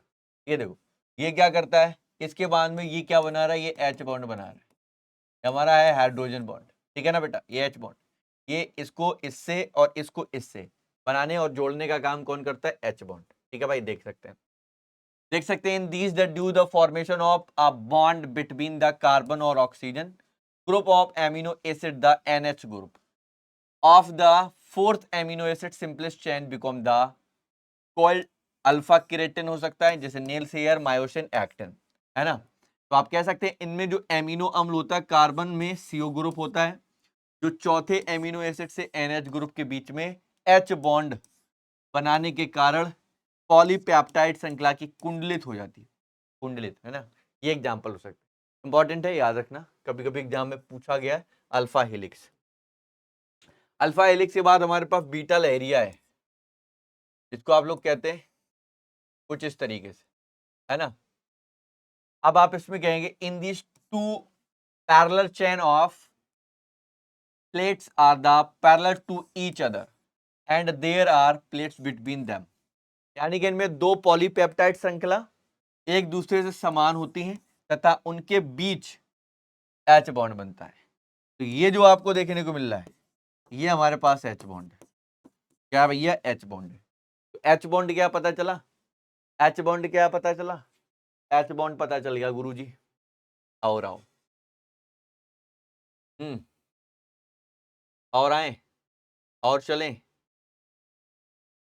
प्रोटीन बहुत बड़ा टॉपिक है भाई, इसको हम कहते हैं तृतीयक संरचना। तो जो तृतीयक संरचना होती है क्या होती है? Ternary structure. टर्नरी स्ट्रक्चर कहते हैं जो पॉलीपेप्टाइड श्रृंखला से मुड़ने से लिपटने से कुंडलित हो जाते होने के कारण एक त्रिविम संरचना बनती है जिसे तृतीयक संरचना कहते हैं। इसमें निम्न बंध बनते हैं जैसे एच बॉन्ड होगा, सल्फाइड बॉन्ड होगा, डाई सल्फाइड बॉन्ड, और विद्युत आकर्षण बल भी जुड़े होते हैं। जैसे वो कौन कौन से होते हैं? क्रेटिन हो सकता है, कोलेजन हो सकता है, एंजाइम हो सकता है, एंटीबॉडी हो सकती है।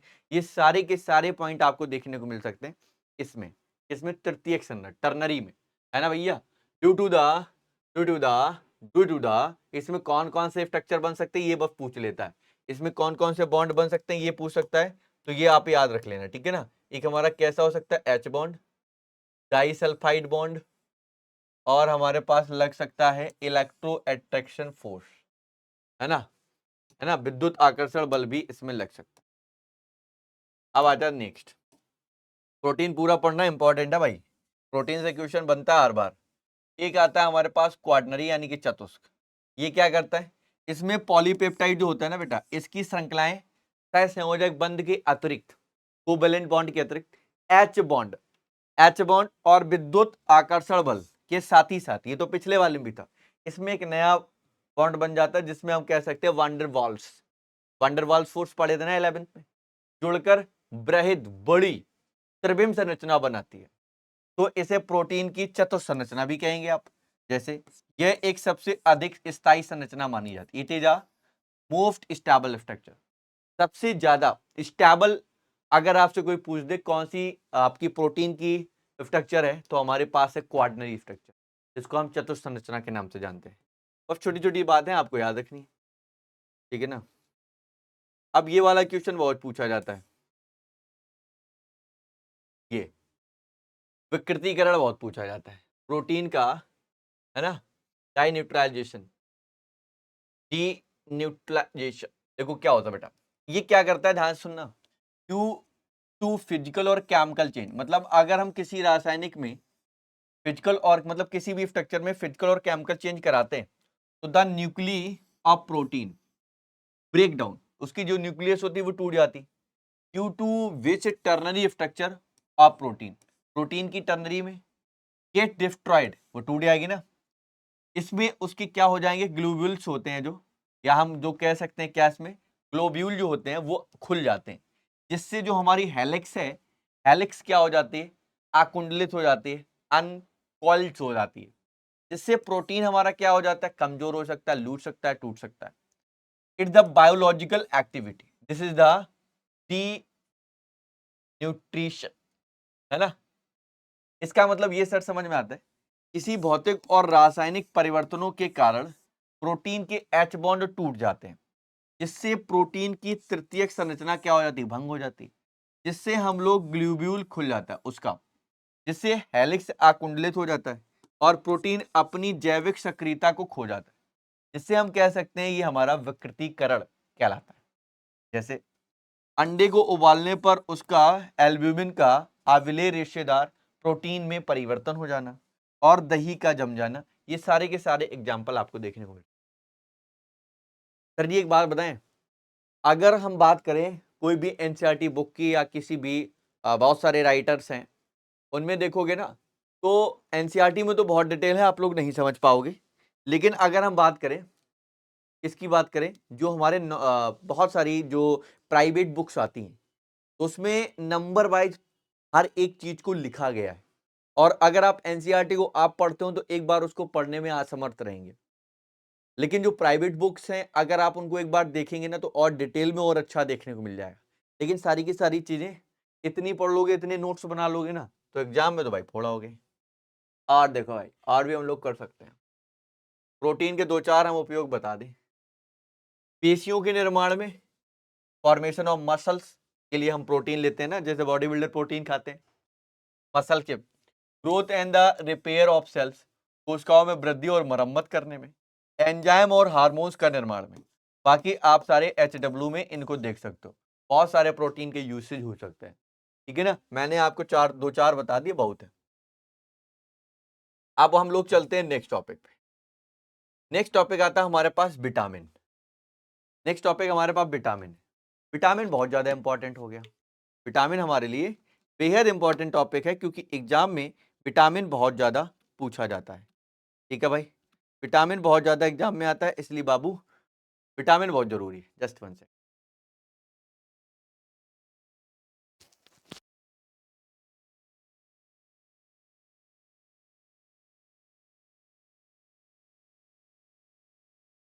देखो, अगर हम बात करते हैं विटामिन, तो जिस तरीके से प्रोटीन हमारे लिए बॉडी के लिए इंपॉर्टेंट है, उसी तरीके से हमारा एक जो बॉडी में होना चाहिए वो प्रोटीन विटामिन है। विटामिन दो तरीके से हो सकता है, एक फैट सॉल्वर, एक वाटर सॉल्युबल। अब ये एग्जाम में डायरेक्टली क्वेश्चन पूछे जाते हैं। अब देखो, अगर आपसे कोई पूछ दे फैट सॉल्युबल कौन है, तो आप कह सकते हो ADEK। वसा में घुलनशील कौन है, ADEK। ये क्या करता है, शरीर में उत्सर्जित नहीं होते, है ना, ये हमारे बॉडी में नहीं मिलते। दीज आर नॉट, है ना, अपने बॉडी में अपने मन से नहीं बनेंगे, इनको हमें बाहर से लेने की आवश्यकता होगी। किसी भी क्वांटिटी में लो, लार्ज क्वांटिटी में, मिनिमम क्वांटिटी में, जैसे जैसे भी। आगे देखो, अब ये हमारे क्या है बेटा, ये हमारे पास है वाटर सॉल्युबल। वो वाटर सॉल्युबल कौन होते हैं, BCH। अब वो क्या था, ADEK, ADEK fat soluble, BCH water soluble. ये क्वेश्चन डायरेक्ट ऐसे पूछा जाता है। ये क्या होते हैं बेटा, ये हमारे शरीर में क्या है भैया, ये अगर देखेंगे, water soluble vitamin are the excreted urine, यानी कि मूत्र द्वारा उत्सर्जित हो जाते हैं। ठीक है ना, उत्सर्जित हो जाते हैं, और इसलिए इन्हें लगातार ग्रहण करते रहना चाहिए। तो विटामिन सी है, बी है, एच है, इनको हम जबरदस्त बाहर से लें। ठीक है भाई साहब, ये काम आपका हो गया। अब जाओ, एक एक विटामिन को हम लेते हैं, सुनते हैं। ये विटामिन को देखो, एक नाम लिखा होगा, एक केमिकल नेम होगा। एग्जाम में खूब केमिकल नेम पूछा जाता है। एक का केमिकल नाम रेटिनॉल, और इसका दूसरा नाम हो सकता है जीरोफ्थॉल। कमी हमारी देखो हो सकती है जैसे रतौंधी आना, नाइट ब्लाइंडनेस हो जाती है ना, और हमारे पास जो प्रतिरोधक क्षमता होती है, इम्यूनिटी पावर होती है, उसका कम हो जाना, विटामिन ए की कमी हो जाती है। त्वचा, यानी कि जो हमारी बॉडी ये त्वचा है, ये जो खाल है, ये ड्राई हो जाना, ये भी हमारी विटामिन ए की कमी हो सकती है। तो इन सबको याद रखना। ये हमारे क्या लिखे सोर्सेस, ये आप लोग पढ़ सकते हो। आगे देखो भाई, आगे आ जाते हैं, हमारे पास B1 है। B1 हमारा क्या कहता है, केमिकल नेम है थायमिन, और इसी को हम कहते हैं एन्यूरिना। ये डायरेक्टली पूछे जाते हैं एग्जाम में। सोर्सेस ये हैं आपके सामने। हमारे पास वेरी वेरी है, भूख ना लगना, पेशियां जो हमारी सेल्स हैं वो हमारी क्या हो जाने बेटा, कम हो जाना, मसल्स कमजोर हो जाना। B2 देखो, हमारा B2 क्या है, इसको हम राइबोफ्लेविन कहते हैं। ये हमारे पास सोर्सेस हैं। जैसे हमारे पास क्लोसिस है, जीभ में दाने निकलना, पिंपल्स आना, ये सारे के सारे हमारे क्या है बेटा, ये हमारे कमी हो जाती है B2 की। B2 के बाद अगर आप आगे बढ़ते हो तो हमारे पास आता है नियासिन। नियासिन B3 है। ये हमारे सोर्सेस है। पेलाग्रा है, त्वचा या पाचन, पाचन तंत्र खराब हो जाना, है ना, पेट में दिक्कत आना, तंत्र का तंत्र खराब हो जाना, डाइजेशन सिस्टम, है ना, ये सारे के सारी चीजें खराब हो जाना, ये हमारी किस में आती है, B3। B6 आ जाओ। B6 को अगर हम देखेंगे, ये सोर्सेस हैं। अगर देखोगे, आरक्षिता मतलब ब्लड की कमी हो जाना, बॉडी मरोड़ना, ऐठन पड़ना, ये सारा का सारा हमारा विटामिन B6 आता है। B12 में आ जाओ, इसको हम कहते हैं साइनोकोबालामिन। इसमें हमारे ये सोर्सेस हैं। ये हमारी HB में कमी कर देगा, RBC में। इसी को हम फोलिक एसिड के नाम से भी जानेंगे, ये मिलेगा। ये भी हमारे एनीमिया रोग कहलाता है, anaemia, deficiency of blood in the body. आगे आओ, हमारे पास है H, जिसको आप बायोटिन कहते हैं केमिकल नेम, ये हमारे सोर्सेस हैं। चर्म रोग, बाल झड़ना, लकवा, ये सारी की सारी चीजें हो सकती हैं। इनका सेवन करें तो बाल वाल नहीं झड़ोगे, गंजे भंजे नहीं बनोगे भैया, नहीं तो फिर बाला बन जाओगे। ये आता है विटामिन सी, जिसको हम एस्कॉर्बिक अम्ल के नाम से जानते हैं, एस्कॉर्बिक एसिड। ये हमारे पास है सारे के सारे सोर्सेस, जिससे आप देख सकते हैं। स्कर्वी हो सकती है, स्कर्वी का मतलब हमारी जो हड्डियां हैं बहुत ज्यादा भंगुर कमजोर हो जाती हैं, है ना। और ये देख सकते हैं, मसूड़े वसूड़े जो दांत वात हैं, उसमें क्या आता है भैया, खून वून निकलना चालू वालू हो जाता है। नेक्स्ट आता है जिसको हम कहते हैं, क्या कहते हैं, कैल्सीफेरॉल। कैल्सीफेरॉल क्या करता है भैया, ये हमारे सोर्सेस हैं। ये हमारे रिकेटस हैं, रिकेटस या सूखा रोग हो जाता है। ठीक है। नेक्स्ट आ जाता है जिसको हम कहते हैं विटामिन ई, टोकाफेरॉल कहते हैं बेटा केमिकल। ये हमारे सारे के सारे सोर्सेस हो सकते हैं, कहां से हम लोग, इसकी कमी को पूरे कर सकते हैं। ये हमारी जो मसल्स होती हैं वो वीकनेस कर देता है। नेक्स्ट आ जाता भैया, नेक्स्ट आता है जिसको हम कहते हैं विटामिन के। विटामिन के सोर्सेस ये हो सकते हैं, और ये हमारा होता है जो हमारी रक्त का थक्का ना जमना, वो इस तरीके से जो हमारा ब्लड होता है जैसे क्लॉट यानी कि कट जाए, तो अगर इसको पूरा करना है तो हमारा विटामिन के की कमी नहीं होनी चाहिए, जिसको हम फाइलोक्विनोन के नाम से जानते हैं। किसको जानते हैं? फाइलोक्विनोन के नाम से जानते हैं, chemical name. Directly chemical name भी पूछ देता है एग्जाम में, तो आपको ये भी तैयार रखना होगा गुरुजी, ठीक है ना। गुरुजी आपको आना चाहिए, ये आपकी कंप्लीट होनी चाहिए। अब आ जाते हैं नेक्स्ट टॉपिक। नेक्स्ट टॉपिक आ जाते हैं, जब ये आप लोगों ने पढ़ा तो एक चीज और पढ़ लो जिसको कहते हो आप लोग हार्मोन। सर जो हार्मोन्स होते हैं ये मनुष्य के जो हमारी बॉडी होती है, बॉडी में याद रखना ये हमारे पास, इसको हम लोग कहते हैं इंडोग्लैंड्स। इंडोग्लैंड से कुछ विशेष प्रकार के अंदर से जो हमारी ग्रंथियां पाई जाती हैं बॉडी में, उसके अंदर से कुछ दो तरीके से फ्लूइड निकलते हैं, एक वो जो बाहर बनते हैं, एक वो जो अंदर से बनते हैं, ठीक है ना। तो याद रखना द्रव निकलते हैं वो सारे के सारे हार्मोन्स होते हैं। जैसे हमारा क्या हो सकता है, इंसुलिन। इंसुलिन जानते हैं आप लोग, है ना। डॉक्टर एकदम त्वचा यानी कि खाल में लगाता है, उसके अंदर नहीं लगाता है ना। आप देख सकते हैं वो बहुत सारे एग्जांपल्स हो सकते हैं। Hormones release from the pituitary gland, thyroid gland, या हम इसको पैराथायराइड ग्लैंड, या इन सब चीजों से हम देख सकते हैं जो हमारा हार्मोन्स का काम करता है, ठीक है ना भाई। some special type of fluid the release from the endocrine gland found in the human body, the fluids are the called the hormones। अब हार्मोन्स क्या होता है, तो हार्मोन्स का मतलब यही है मनुष्य के शरीर में पाई जाने वाली अंतःस्रावी ग्रंथियों से कुछ विशेष प्रकार का लिक्विड यानी कि द्रव निकलता है, जिसको आप लोग हार्मोन्स कहते हो, लाइक का इंसुलिन, पीयूष ग्रंथि, थायराइड ग्रंथि, पैराथायराइड ग्रंथि, अधिवृक्क ग्रंथि, अंडाशय और वृषण आदि से निकलने वाले liquids, that is the it is called hormones, ठीक है ना बेटा। तो यहां से हम लोग देख सकते हैं। फिर हमारे पास हार्मोन्स को अगर आप देखोगे, हार्मोन्स का वर्गीकरण हम कर सकते हैं, टाइप्स ऑफ हार्मोन्स। ये हमारे पास क्या है, types of hormone, there are 3 types of hormones. कौन कौन से हार्मोन्स हो सकते हैं?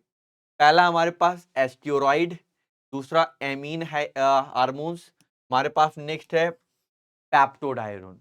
ये सारे के सारे हार्मोन्स हैं जो हमारे बॉडी के अंदर इंजेक्ट होते हैं या करते भी हैं बाहर से लोग। जैसे पहला हमारा हो सकता है, पहला हमारा क्या हो सकता है, टेस्टोस्टेरोन।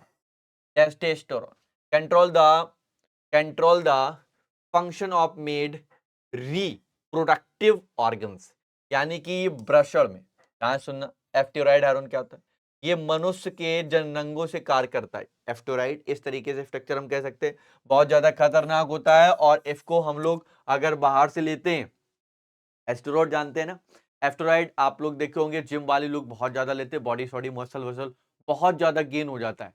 जब गेन हो जाता है, मसल्स इंक्रीजमेंट हो जाता है, तो वो हमारे लिए हार्मफुल होता है, ठीक है ना। तो एस्टेरॉइड एक तरीके का हम कह सकते हैं अपनी जिंदगी को कम करना है। फिर हमारे पास आता है एस्ट्रोजन। एस्ट्रोजन हमारा कहाँ मिलेगा, ओवरी यानी कि अंडाशय में, जो स्त्री जननांगों से कार्य से क्या होता है बेटा, मिलता है। ये स्त्रियों से जो लिक्विड फ्लूइड होता है वो हमारा क्या होता है, वो हमारा कहलाता है एस्ट्रोजन। और हमारा जो मतलब मनुष्यों से मिलेगा वो होगा वृषण, ठीक है भाई। अब आगे देखते हैं, नेक्स्ट देखो बेटा, इसी में हार्मोन नेक्स्ट आएगा जिसको हम लोग कहते हैं प्रोस्टेरॉन। ये क्या होगा बेटा, ये कॉर्पस, ये हमारा कॉर्पस है ना, ये कहां से मिलेगा, कॉर्पस ल्यूटिशियन मिलेगा। ये करता है control the development of pregnancy, है ना। ये गर्भाशय के विकास पर नियंत्रण बनाने का काम करेगा, ये भी एक हार्मोन है। और आगे बढ़ते हैं, हमारे पास मिलता है कोर्टिसोन, जो हमारा एड्रिनल कॉर्टेक्स से मिलेगा, control the metabolism of fat, hormones और प्रोटीन। आप लोग हमें कमेंट्स में बताओगे मेटाबॉलिज्म क्या होता है, ये क्या होता है, मेटाबॉलिज्म क्या होता है ना। ये क्या होता है बेटा, एड्रिनल कार्टेक्स में बनता है, ये वसा है, हार्मोन्स है, प्रोटीन है, कार्बो खनिज के लवण में उपापचय का नियंत्रण करने का कार्य करता है। तो इन सभी को नियंत्रण करेगा, बैलेंस बना के रखेगा, वो हमारा होगा कॉर्टिसोन हार्मोन। ठीक है बेटा, नेक्स्ट आओ। अब देखो हमारे पास डेरिवेटिव क्या हो सकते हैं, जैसे पहला जिसको हम लोग कहते हैं एप्रिनेफ्राइन, ये हमारा एड्रिनल मैंड्यूला में बनेगा। Increase in heart rate, the blood pressure, reduct the glucose to glycogen to glucose fatty acid from fat. बहुत बढ़िया ये है बेटा, ये हमारा बॉडी अंदर अंदर काम इतने होते रहते हैं हमें पता ही नहीं चलता। ये हमारे पास एपिनेफ्राइन है जो हमारा एड्रिनल मेंड्यूलम है, यानी कि हृदय गति व रक्त दाब को बढ़ाते हैं, जो ग्लाइकोजन से ग्लूकोज में बना देंगे और वसा से वसा अम्लों में अपचयन करने का काम करते हैं। अब देखो नेक्स्ट आता है थायरोक्सिन या थायराइड कहते हैं, control to metabolism, development, growth, यानी कि उपापचय, विकास या वृद्धि पर नियंत्रण करने का काम करता है। दैट इज द थायरोइड्स यानी कि थायरोक्सिन। ठीक है ना, तो ये हमारे पास बन सकता है जिसको हम थायरोक्सिस कहते हैं। और देखो नेक्स्ट हमारे पास आता है जिसको हम लोग कहते हैं ऑक्सीटोसिन। ऑक्सीटोसिन ये हमारा कहाँ मिलेगा, प्यूट्रिटरी में। ये हमारा क्या करता है, कॉन्ट्रैक्शन ऑफ यूट्री यानी कि यूट्रस ड्यूरिंग चिल्ड्रंस बर्थ, यानी चाइल्ड बर्थ, यानी कि हमारे प्यूट्रिटी में बच्चे के जन्म के समय गर्भाशय का संकुचन बनाने का काम करेगा, जिसको हम ऑक्सीटोसिन कहते हैं। नेक्स्ट आता है जिसको हम कहते हैं वैसोप्रोसिन, यानी कि हमारा प्रोस्टेट होता है मूत्र के रूप में जल के उत्सर्जन को रोकना। प्रोस्टेट क्या कहता है, यानी कि preventing the excretion of water in the urine.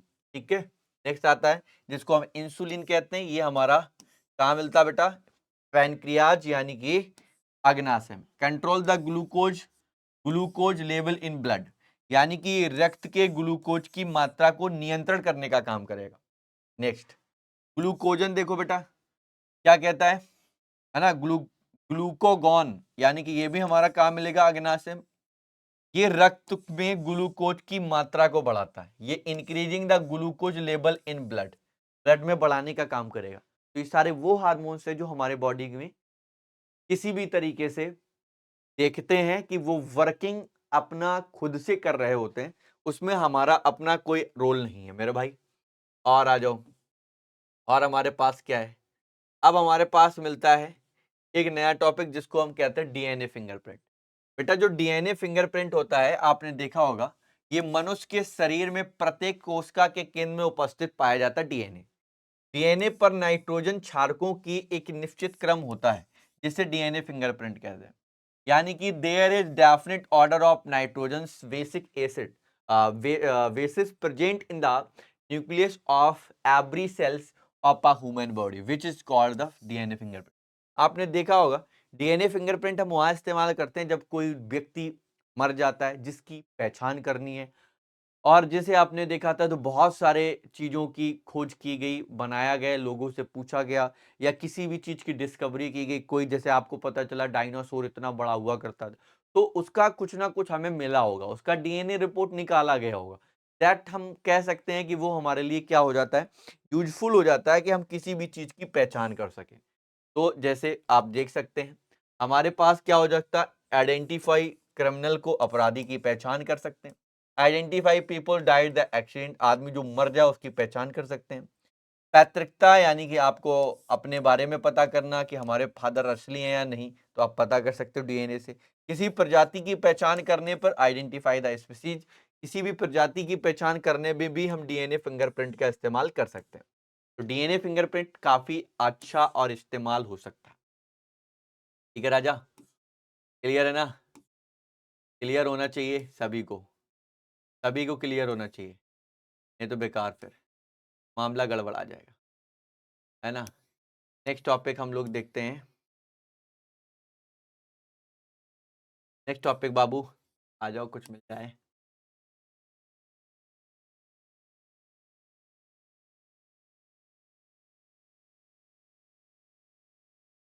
अब देखो भाई,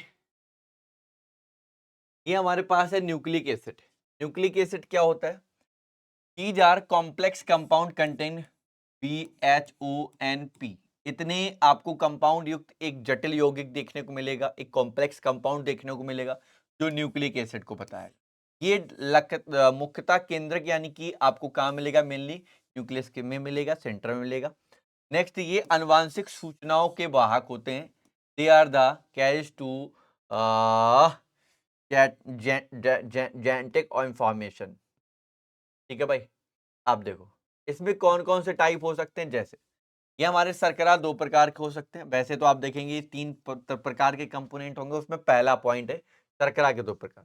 ये हमारा डी माइनस राइबोस बनाता है, ये 2D oxy D minus ribose बनाता है। इसकी स्ट्रक्चर देख लेना किस तरीके से काम हो रहा है, कैसे बना हुआ है, क्या चेंजमेंट है क्या नहीं है, इन सब चीजों को आप देख सकते हैं। ठीक है भाई, 2D और 1D। इसमें ये वाला पॉइंट इंपॉर्टेंट है, ये पूछा जाता है एग्जाम में, बायो में भी पढ़ाया गया होगा। जब बायो में पढ़ाया गया तो अब देखा होगा, ये हमारे पास है तीन प्रकार के, यूरेसिल, साइटोसिन और थाइमिन, है ना। यूरेसिल, साइटोसिन और थाइमिन, इसको यू से, इसको हम सी से और इसको टी से हम दिखाने का काम करते हैं। अब स्ट्रक्चर देख लेना, यहाँ पर NH है, यहाँ पर N है, यहाँ पर NH है, यहाँ पर O है, यहाँ पर CH3 है, यहाँ पर NH2 है, यहाँ पर सिर्फ और सिर्फ O। तो ये स्ट्रक्चर आपके लिए बेहद इंपॉर्टेंट होगी, एग्जाम में पूछा जाता है। स्ट्रक्चर भी बनाने को आई है, आपको याद रखना है। यहाँ पर देखो, ये हमारे पास एडेनिन है और ये हमारे पास ग्वानिन है। ये देख सकते हो, ये हम कह सकते हैं found the only the uracil found the only B, यानी कि थाइमिन में केवल DNA में और यूरेसिल में केवल RNA में पाया जाता है। तो ये अगर हम थाइमिन की बात करें तो ये हमें DNA मिलेगा, DNA, और अगर हम इसमें बात करेंगे तो हमारा मिलेगा RNA में। ठीक है भैया, तो याद रखना, तो जो थाइमिन होता है वो केवल और केवल किस में मिलेगा, थाइमिन केवल किस में मिलेगा, थाइमिन केवल मिलेगा आपको DNA में, और हमारा जो यूरेसिल होता है वो केवल और केवल RNA मिलता है। तो क्वेश्चन ऐसा ही पूछा जाता है कि हमारा यूरेसिल किस में नहीं होता है या यूरेसिल किस में पाया जाता है। तो ये दोनों एक दूसरे में नहीं पाए जाते हैं, वो देख सकते हैं आप सारे के सारे जाकर। ठीक है भाई, तो ये वाली बात क्लियर होगी। ओके, अब हमारे पास नेक्स्ट टॉपिक आता है न्यूक्लिक अम्ल की संरचना। न्यूक्लिक अम्ल की संरचना देखो बेटा, ये कुछ इस तरीके से होगी। इसका जो व्यास होता है 20 एंगस्ट्रॉम, इसका जो एक पूरा यहां से लेके ये वाला चक्कर लगा, ये वाला जो चक्कर लगा ना, एक चक्कर होता है 34 एंगस्ट्रॉम, इसमें होते हैं 10 जोड़े, 1 2 3 4 5, 1 2 3 4 5, टोटल कितने जोड़े बन रहे हैं, 10। यानी कि एडेनिन का थाइमिन, ग्वानिन का साइटोसिन, फिर थाइमिन का एडेनिन, फिर साइटोसिन का ग्वानिन, फिर एडेनिन का थाइमिन, फिर थाइमिन का एडेनिन, फिर ग्वानिन का साइटोसिन, फिर फिर आपका एडेनिन का थाइमिन, फिर आपका साइटोसिन का ग्वानिन, फिर थाइमिन का फिर एडेनिन। इस तरीके से होते हैं। आप देख सकते हैं कि इनके बीच में लगने वाला बॉन्ड कितने बॉन्ड बनाता है। ठीक है ना, ये भी आपको क्लियर होना चाहिए। DNA दोनों श्रृंखलाओं में एक दूसरे से H बॉन्ड द्वारा जुड़ी होती है, ये बात क्लियर होगी। फिर हम कह सकते हैं 3 H bond form the between the cytosine and guanine, 2 H bond बनाएंगे बिटवीन द एडेनिन और थाइमिन। फिर हमारे पास मतलब हम डिस्टेंस की बात करें, शुगर मॉलिक्यूल की कितनी होती है, 11 एंगस्ट्रॉम होती है। कितनी होती है भैया, 11 एंगस्ट्रॉम होती है। कितनी होती है, 11 एंगस्ट्रॉम, है ना। ये भी आपका पॉइंट क्लियर हो गया। क्लियर है, तो आपको ये पता ही चल गया इसका जो व्यास है वो कितना होता है, 20 होता है। कितना होता है भैया, 20 होता है। अब देखो भाई आरएनए की अगर हम बात करें, ये आरएनए की बात करो, आरएनए क्या है, these are also high molecular weight polynucleotide या polynucleotides, they are contain the ribose sugar, they contains uracil in place of thymine, it is a single standard, यानी कि ये भी उच्च अणुभार वाले पॉलीन्यूक्लियोटाइड होते हैं। इनमें राइबोस शर्करा होता है, यह थाइमीन के स्थान पर यूरेसिल होता है। यह एकल रज्जुक का मतलब समझ रहे हो, कुछ एक ही तरीके से चलेगा। अगर ये ऐसे चल रहा है, ऐसे, ये एकल रज्जुक होगा, है ना, एकल रज्जुक। और आ जाओ भाई, देखो आरएनए तीन तरीके से काम करता है। एक करता है संदेशवाहक, एक कैसे करेगा बेटा, संदेशवाहक काम करेगा। दूसरा करेगा राइबोस आरएनए की, राइबोस या राइबोसोमल। और एक करता है आपका ट्रांसफर कह सकते हो, ट्रांसफर, है ना, ट्रांसफर यानी कि अंतरण आरएनए। ये 3 तरीके से काम करेगा। कौन? आरएनए। आरएनए 3 तरीके से वर्क करेगा। क्वेश्चन बनता है, पूछ लेता है, तो आपको याद रखना है। ठीक है भैया, ये वाला आपका पॉइंट हो गया है। डीएनए के बारे में भी जान लो। डीएनए क्या है? DNA is chemical basic of heredity, यानी कि ये डीएनए आवश्यकताओं का आंशिक आधार हो सकता है। डीएनए मेनली या मेंटेन्स, है ना, identity of the species of the million of years, यानी कि जो डीएनए है ना, लाखों वर्षों तक किसी भी प्रजाति की पहचान करने में काम करवा सकता है। इसी तरीके से डीएनए हमारे पास है स्वतः, या हम कह सकते हैं, क्या कह सकते हैं बेटा? स्वप्रतिकरण, या हम इसको कहते हैं रेप्लिकेशन। ये भी एक अच्छा पॉइंट हुआ, ये भी आप हमें कमेंट में बताओगे। रेप्लिकेशन क्या होता है? रेप्लिकेशन के कारण माता पिता के लक्षण के संतान में क्या होता है बेटा? संतान में पहुंचते हैं। यानी कि आप जानते हैं कि हमारे कुछ लक्षण होते हैं जो मम्मी पापा के हमारे अंदर गुण वो मिल रहे होते हैं। एक और हमारे पास टॉपिक होना चाहिए, दैट इज द एंजाइम्स।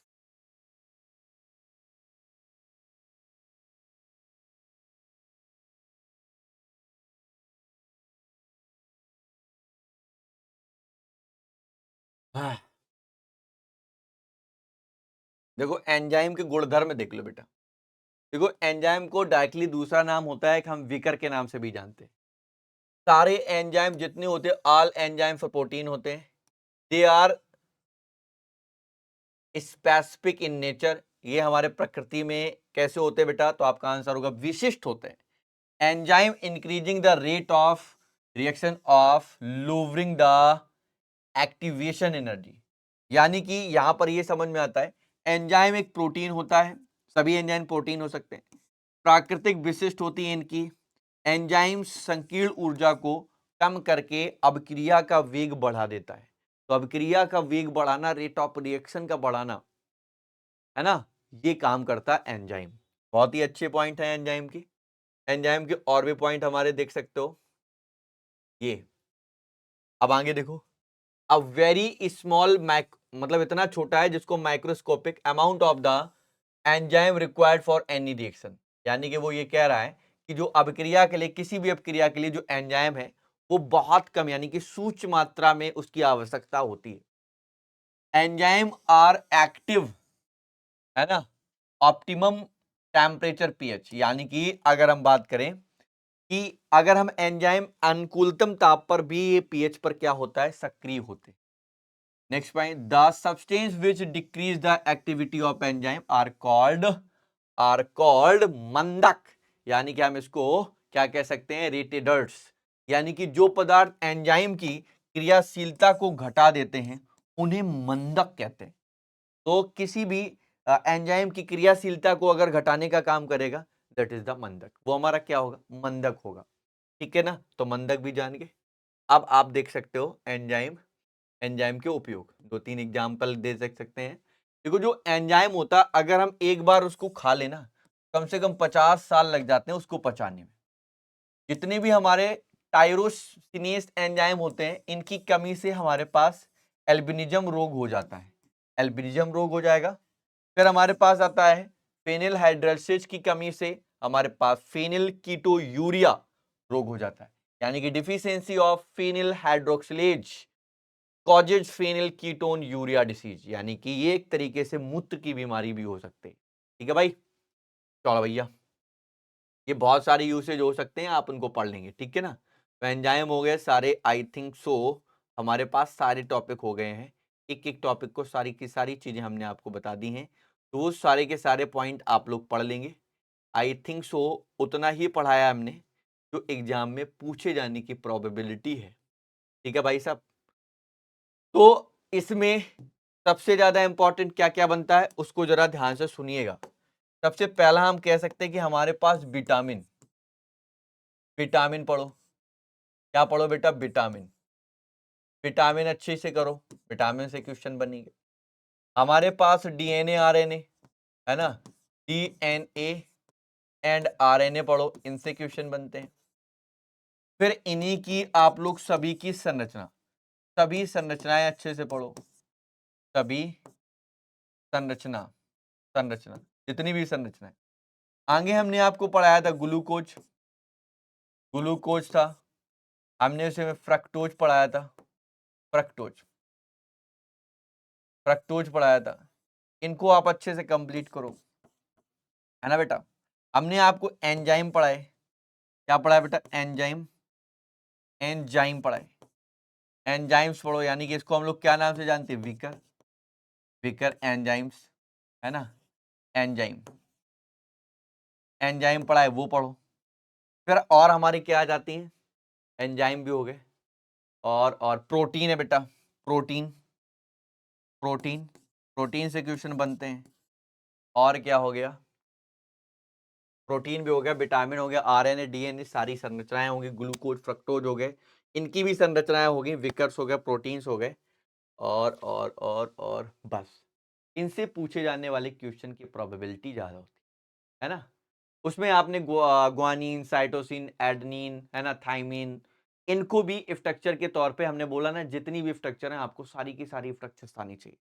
इतना पार्ट तो आपको इस चैप्टर से आना ही चाहिए। हम कह सकते हैं ये आपके लिए इंपॉर्टेंट सेक्शन रोल प्ले कर सकता है, इंपॉर्टेंट तो बना सकता है।